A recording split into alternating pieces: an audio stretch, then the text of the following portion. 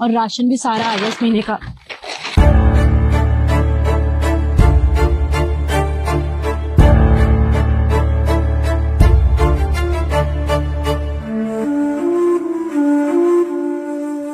शीतल, शीतल, मुझे पता है कि तुम्हें इस हालत में देख के इसे बहुत बुरा लग रहा होगा, लेकिन इसमें इसी की गलती है। मैं ना इसे बहुत अच्छे से जानता हूँ। ये डेली यहीं बैठा रहता है। मैंने इसके बारे में सुना है कि ये ना एक लड़की से बहुत प्यार करता था, और ना ये जिस लड़की से प्यार करता था ना, उसने इसे धोखा दे दिया, तभी ये पागल हो गया। लेकिन मैंने इसके बारे में बहुत कुछ सुना है। मैंने तो ये भी सुना हुआ है कि ये लड़की को मारता था, पीटता था, बहुत टॉर्चर वगैरह करता था, इसलिए इसे छोड़ दिया। मुकुल, तुम्हारा दिमाग खराब है। किसी के बारे में कुछ भी बोले जा रहे हो बिना सोचे समझे। तुम क्यों गुस्सा कर रही हो?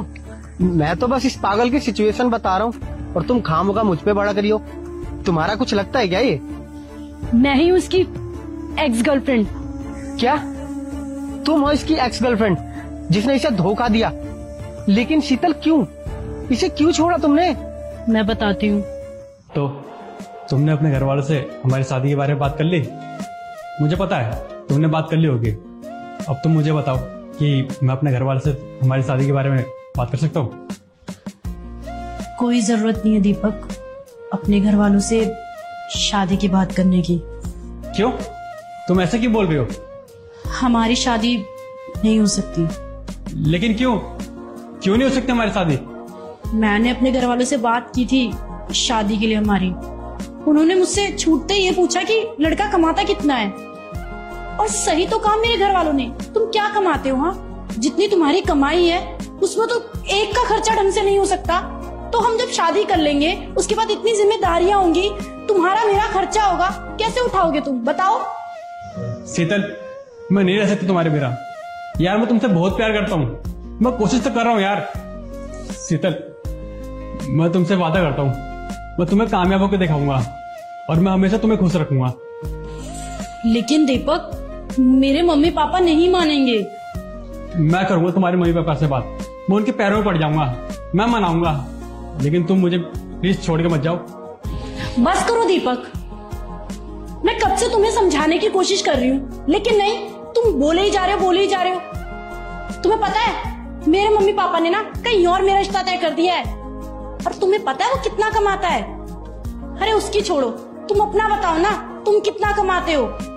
देखो दीपक, मैंने तुमको बोल दिया ना हमारा रिश्ता खत्म हो गया है तो खत्म हो गया है, और इस बात को तुम अपने दिमाग में डाल लो। तुम कमाते कितना हो? हद से 10-15 हजार। जिससे मेरी शादी तय हुई है ना उसकी 80,000 सैलरी है। देखो मुझे इस बारे में और बात नहीं करनी। आज के बाद हम कभी नहीं मिलेंगे, हमारा रिश्ता यही खत्म। जैसा तुम सोचते हो ना कि ये अपनी गर्लफ्रेंड को मारता था, पीटता था, इसलिए इसको छोड़ के चली गई, ऐसा कुछ भी नहीं है। मैंने सिर्फ इसको इसलिए छोड़ा क्योंकि मेरे मम्मी पापा ने मुझे मजबूर किया था, वरना मैं इससे बहुत प्यार करती थी। जब मैंने अपने मम्मी पापा को इसके बारे में बताया कि मैं इससे प्यार करती हूँ, तो मेरे मम्मी पापा ने मुझे धमकी दी कि वो इसको जान से मार डालेंगे। इसलिए मैंने इसको बोल दिया कि हम आज के बाद कभी नहीं मिलेंगे। और मैंने सोच लिया था कि मैं उस दिन के बाद इसको कभी अपना चेहरा नहीं दिखाऊंगी, और मैंने फैसला किया कि मैं इसके सामने कभी नहीं आऊंगी। और फिर मेरे घर वालों ने तुमसे मेरी शादी करा दी। मैंने सोचा कि ये मुझे भूल चुका होगा, ये अपनी लाइफ में मूव ऑन कर चुका होगा। लेकिन आज इसको देख के, इसकी ये हालत देख के मुझे अपने ऊपर बहुत गिल्ट फील हो रहा है। मुकुल, इन सबकी जिम्मेदार मैं हूं, और मैं कभी खुद को माफ नहीं कर पाऊंगी।